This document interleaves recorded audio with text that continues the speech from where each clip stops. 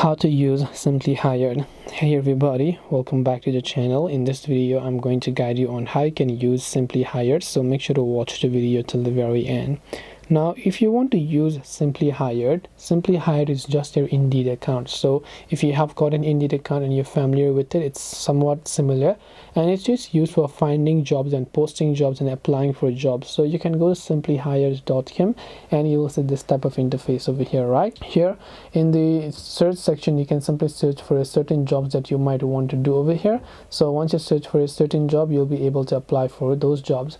If you tap the profile icon here, you can also come to your profile to customize your own profile information, so phone number, location, email, and you can also choose to upload your resume and other information that you'll be able to find here.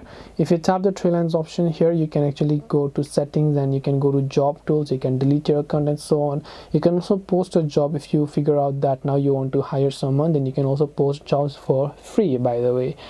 And this way you'll be able to go ahead and then basically use SimplyHired. Hope this video was very helpful. If you have got any more questions, feel free to leave them down below. Thank you for watching and see you in the next video.